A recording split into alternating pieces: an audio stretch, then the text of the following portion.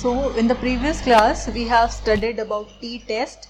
Whenever your sample size is less than 30, you require t-test to compare the mean of the sample with that of the population, or you wanted to compare the means for two different samples. So we have seen that for the independent case you have two different samples taken from two different populations, right? So you wanted to compare the means of these two samples. So the thing was that these two samples, they were independent of each other. So that means one does not have any effect on the other sample. However, in the pair t-test, these two samples, they are dependent on each other. So once the effect of one sample would be seen on the second sample, and so on. So therefore, in this case, whenever we have dependent samples, we use t-test. In fact, paired t-test, right? So this is the name, and the application of this test is very simple. If you remember the t-test for single mean, this is the same as that, but after doing certain modifications. So in certain situations we are having various measurements where we see the effect of one measurements on the measurements from the experiment made experiments with measurements made after the experiment. So in that case we say that the observations, they are paired with each other. So how do you compute that in this case? So if I say we have for the first sample the data points are given by this. So this is the random variable corresponding to first sample,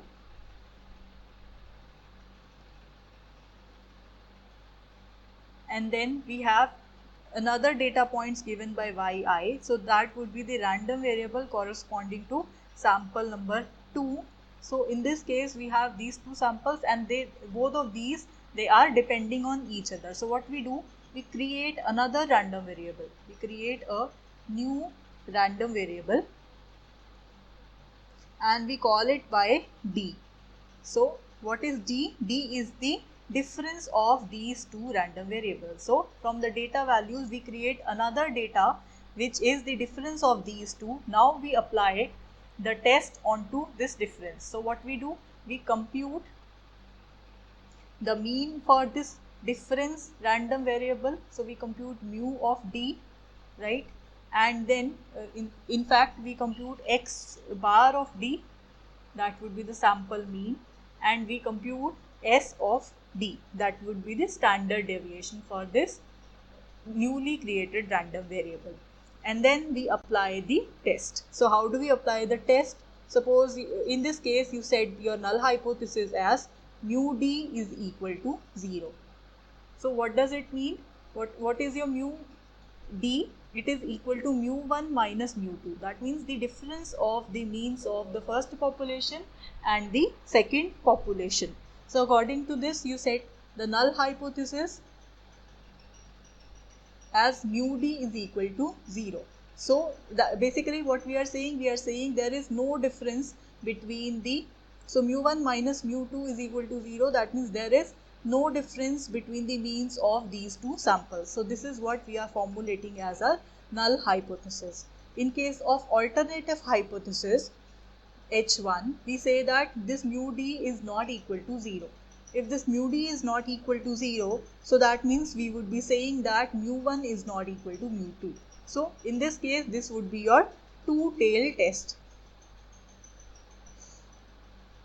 And if you set your hypothesis like this, H1 such that this mu d is greater than 0, so that means what you are saying, your mu d is mu1 minus mu2, that is greater than 0. And what does that mean? It means mu1 is greater than mu2, right? So this is your which tail test? This is your right tail test. Whenever your mu d is greater than 0, so this is your right tail test.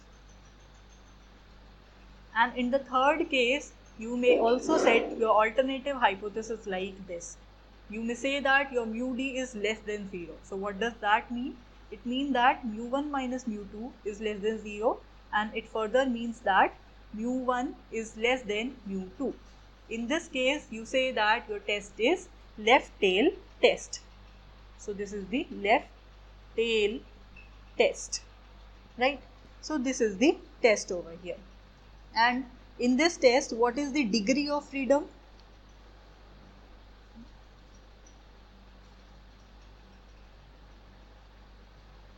So degree of freedom is the number of samples minus 1. Here obviously you can only subtract these two quantities whenever the number of samples in x1 and the number of samples in x2, they are both equal to each other. So according to this theory, let's see how we can apply this to solve a problem where two samples are given to be dependent on each other. So here we have this question which says that the following are the average weekly losses of worker hours due to accidents in 10 industrial plants before and after a certain safety program was put into operation. So these are the weekly losses of worker hours before that seminar occurred, and these are the weekly losses of workers after that seminar occurred. So now in this case, obviously these two are linked to each other because the safety program that took place would affect the number of weekly losses that occur before and after. If the program was effective, people would be more careful and they would say that the losses would occur less. And if this program is not worth convincing, then there would be no such difference. So the manager who is controlling all these things, so he wanted to test that whether the safety program is effective at 5% level of significance or not. So that person wanted to check whether there is any effect of this program onto the weekly losses of worker hours or not. So this is what we wanted to test in this particular case. So for the solution of this question, the first thing that comes to our mind is setting of the null and the alternative hypothesis. So here these two hypotheses are obtained from the statement itself. So in this case, we wanted to test whether the program is effective or not. So as an alternative hypothesis, we will check that the safety program is effective. In words, this is the statement. Now in terms of hypothesis, how we can write this thing? Safety program is effective whenever, now here you have to use your common sense. When can you say the safety program is effective? Whenever the weekly losses occurring after this program would be less than those occurring before this program, right? So that means we would say that mu2 in this case would be less than, because these are the losses, and we after the program we want the losses to be less. So we want the mean of second sample to be less than the mean of first sample. So that means we would say mu1 minus mu2 is greater than 0, or what is this thing? This is mu of d. So we will say mu of d is greater than 0 in this case. So this is your alternative hypothesis. Corresponding to this alternative hypothesis, now which tail test you will use here? For this hypothesis mu d greater than 0. So for mu d greater than 0, we will use the right tail test here. So according to that, we will use the right tail test, right? So corresponding to this alternative hypothesis, your null hypothesis would always say that there is no difference the program that is making. So we will say that mu1 would be equal to mu2 here. So in this case, we will say mu1 minus mu2 would exactly be equal to 0, or we will say mu d is exactly equal to 0. So this would be our null hypothesis. So according to this null hypothesis, what we are to do? We are to create another variable d. out of the given data. So let me write down the given data once more. It is for x we are writing it before the program, for y we are writing it after the program. So we have 45 here, 36 here. So their difference, let me first write down the data. It would be 73, 60, 46, 44, 124, 119, 33, 35, 57, 51, 83, 77, 34, 29, 26, 24, 17 and 11. So this is the data. Now you are to calculate this d. So how you can do that? You have to calculate the difference among these. So 45 minus 36, that would be 9, 73 minus 60, that would be 13, and then 2, then 5, then we have minus 2, yes, minus 2, and then that is 6, this is also 6, and then we have 5, then we have 2, and then we have 6. So this is the value of d. Now corresponding to this d, one thing that I have not told you here, how to compute t in this case, that is the most important. So here you will compute the t by evaluating the mean of all the mean of the newly created random variable divided by the standard deviation of newly created random variable. Here the population would always be 0, population mean, because in this case we will test ud is equal to 0 or not. This is for the null hypothesis. So according to this, this t would be calculated by calculating d bar minus 0 by standard deviation divided by the square root of the number of elements present in the sample. So this would be your test statistic in this case. So for that we would require to compute the average and the standard deviation of this newly created random variable. So for this data, we firstly have to calculate what is d. So d would be obtained when you add up all the elements di and then you divide by total number. So we have 1, 2, 3, 4, 5, 6, 7, 8, 9, 10 observations. So this would come out to be 5.2. You may check this thing, and the standard deviation, that would come out to be 4.08.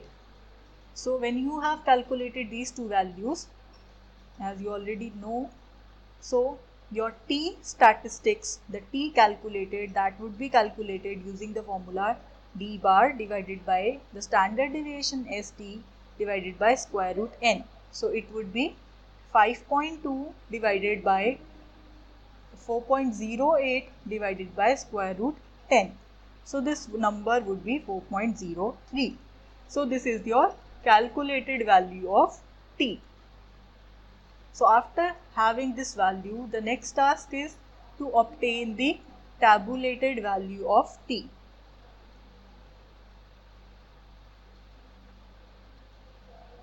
So for that you require two things. One is the level of significance. It is given to be 5%. And another thing that you require is the degrees of freedom. So we have the level of significance as 5%, and another thing we require degrees of freedom, that would be the total number minus 1. So we have 10 minus 1, that is 9 degrees of freedom. So for this we wanted the value of t for 9 degrees of freedom at 5% level of significance. So that means 0. So it would be 1 minus 0.05. So it would be t 9 0.95. So let's have a look at the table. What is the value?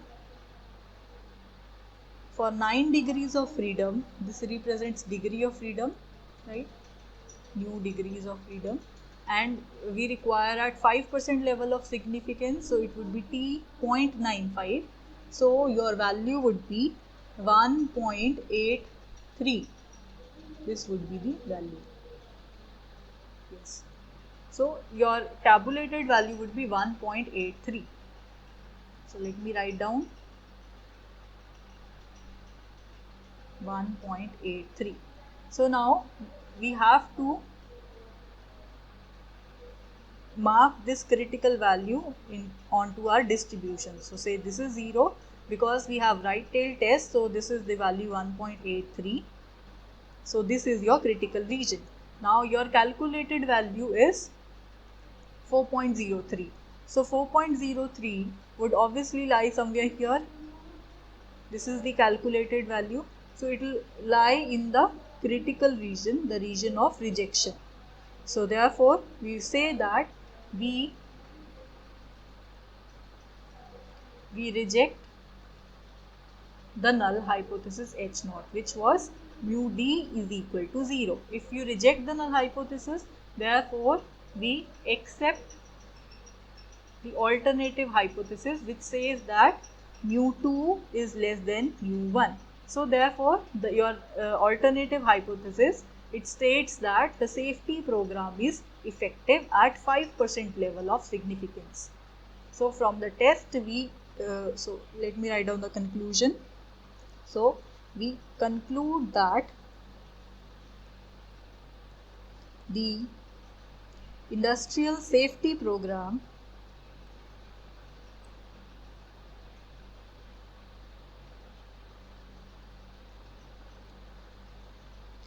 is effective at 5% level of significance. So that means the losses in the worker hours due to accident became less after this program take place in that particular plant, right? So this is all about paired T test.